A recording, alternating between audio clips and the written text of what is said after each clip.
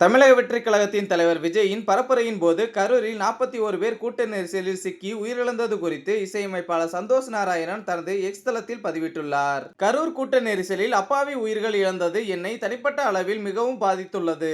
பாதிக்கப்பட்டவர்களின் குடும்பத்தினரும் நண்பர்களும் இந்த மன்னிக்க முடியாத துயரத்தை எதிர்கொண்டு அமைதியை காண மனதார வேண்டிக் கொள்கிறேன். இந்த கொடூரமான நிகழ்வின் காயம், கோபம் மற்றும் உதவியற்ற தன்மையிலிருந்து என்னை மீட்டெடுக்க எனக்கு சிறிது நேரம் தேவைப்பட்டது. எனக்கு மிகவும் வருத்தமாக இருக்கிறது.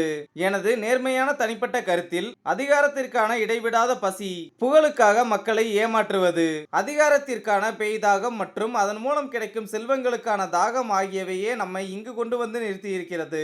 நாம் அனைவரும் ஒரே குடும்பமாக ஒன்றிணைந்து ஒளிவு மறைவில்லாத ஒரு அரசியல் சூழலை உருவாக்காத வரை இந்த நிலை தொடரவே செய்யும். இன்றைய டிஜிட்டல் உலகில் இது சாத்தியமானது. அந்த நிலையை அடையும் வரை நமக்குள் பிளவுபட்ட கருத்துக்களை நாம் வைத்துக் கொண்டே இருப்போம். இந்த துயரத்தில் இழந்த அப்பாவி ஆன்மாக்கள் சாந்தியடையட்டும். தயவு செய்து உங்களை கவனித்துக் கொள்ளுங்கள். நான் உங்கள் அனைவரையும் நேசிக்கிறேன். உங்கள் நல்ல ஆரோக்கியம் மற்றும் அமைதிக்காக நான் பிரார்த்திக்கிறேன் என சந்தோஷ் நாராயணன் பதிவிட்டுள்ளார்.